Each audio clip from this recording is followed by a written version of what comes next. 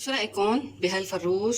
شوفوا ما أحلاه ما أطيبه، شوفوا قد ايه هو محمر، شوفوا الخضرة اللي حواليه قد ايه هي مستوية ومحمرة وأكلة الصوص كلها، يعني متشربة الصوص كلها بتاعت الفروج والبهارات والخواص كلها. شوفوا هيك شايفين كيف محمر على الماكسيموم. لتعرفوا كيف حضرنا هذا الفروج خلوكم معي لتعرفوا الستبس وشو هن البهارات اللي حطيناها والطريقة اللي شوينا فيها هذا الفروج. شوفوا واو. اول شغله بدنا نعملها انه اكيد ننظف الدجاج. كل شيء فيه صفار، اذا في شعر.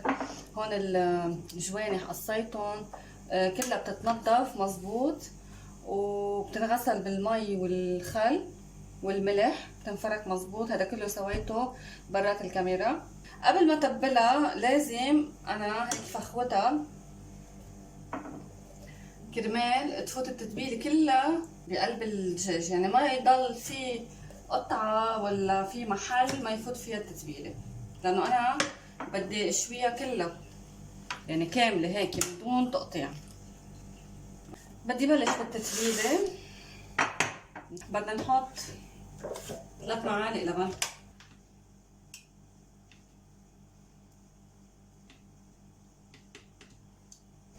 بدي أحط تقريبا بحدود 5-6 حزوز ثوم مدقوقين، معلقة دبس فليفلة، بدكن اياها حلوة بدكن اياها حارة هيدا اختياري، تقريبا نص معلقة صلصة، مقدار فنجان قهوة خل. وهلا بدي بلش بالبهارات.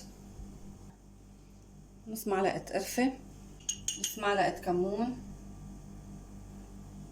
معلقتين صغار بودرة الثوم، وهيك يعني ربع معلقة كركم او عقدة صفراء، هيدي حتعطي لون كتير حلو للفروج. واخر شي، لا مش اخر شي عنا معلقتين صغار ملح.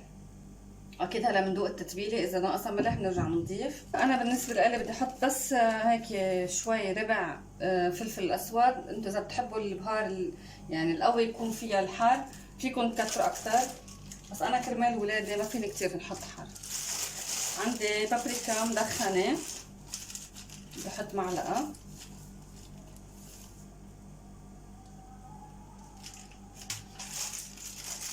واخيرا وليس اخرا عندي معلقه زعتر ناشف او اوريجانو، بحط معلقه ونص بطيبها الان.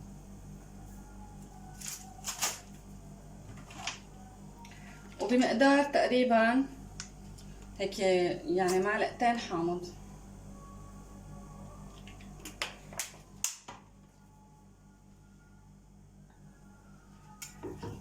خلصنا التتبيله وهلا بدنا نخفقهم كلهم مع بعضهم.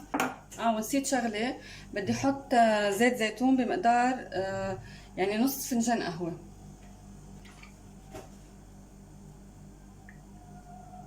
وهلا عم حط التتبيله عليها وبدي اعملها مساج كرمال كل قطعه منها يفوت فيها التتبيله.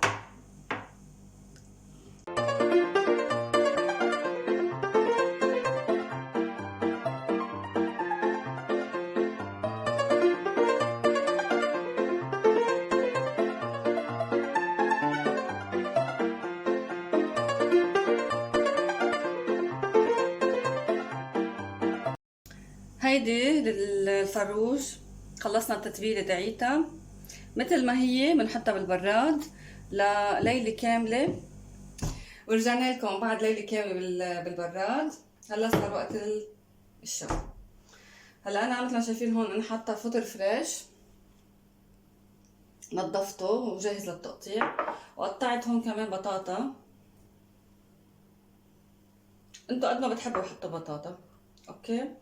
هلا انتوا هون مثل ما شايفين في عندي صينيه بدي اخبز فيها مش بدي اشوي فيها الدجاج، وعندي هذا المرطبين. حتستغربوا من هذا المرطبين بدي اعمل فيه. هلا اول شي هيدا المرتبان بدي احط فيه بطاطا وحط فيه فطر، اوكي، والباقي البطاطا حوزعها بالفرن. هاي كتير كبيرة حقطعها.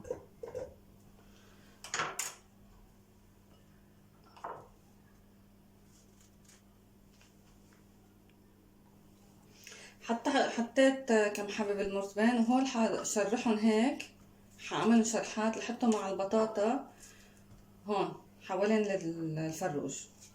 اوكي،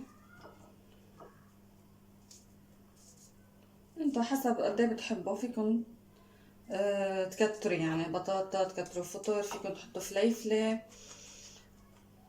انا اولادي ما بيحبوا الفليفلة مع هيك اشياء، وانا كمان يعني فما حطيت. فيكم تحطوا اللي بدكم اياه. ححط بصل كمان، حقطع شرحات بصل.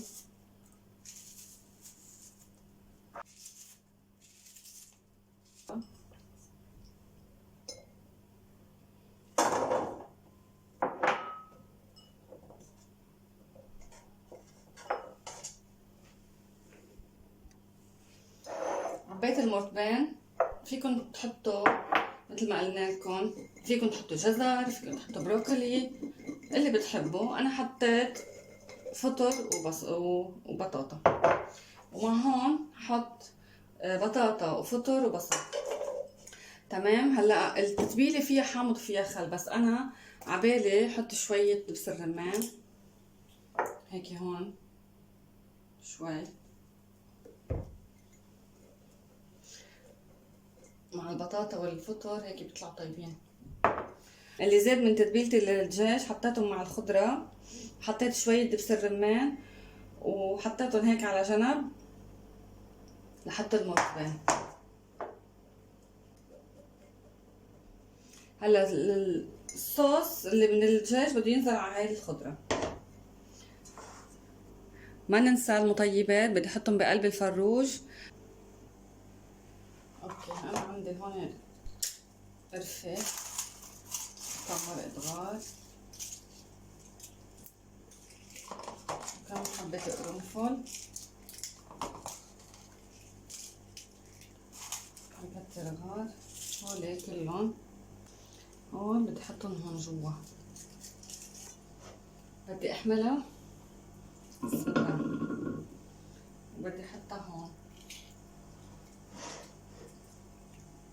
لكن يا جماعة كيف صارت الفروج قاعدة على المرتبان. هلا بدها تستوي هيك، بدها تنشوى، يعني كأنكم عم تشوها برا. هون الخواص كلها بدها تنزل، وكل الزيت وكل يعني البهارات وهالاشياء. وهي اصلا اوريدي نحن البطاطا والفطر والبصل كمان بتشرب هول كله البهارات، ومية مية. انتوا شايفين منظرها شو حلو؟ بفرجيكم من ورا.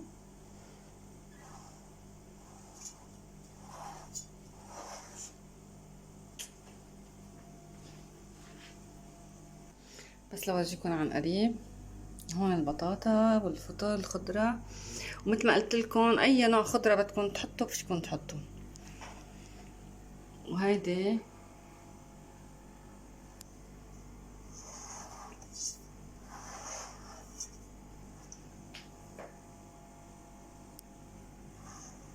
وهلا بدي حمل فرن على درجة 200، على أقصى درجة عندكم إياها. أول ساعة بدها على 200 خلوها، وتاني ساعة بتخلوها على 180، بتخففوا الدرجة شوي لحد ما تشوفوها احمرت مزبوط.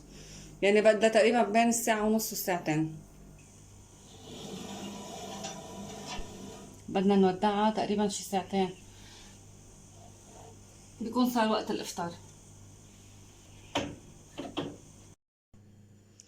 وهيدا الفروج من بعد ما طلع من الفرن، شو رأيكم؟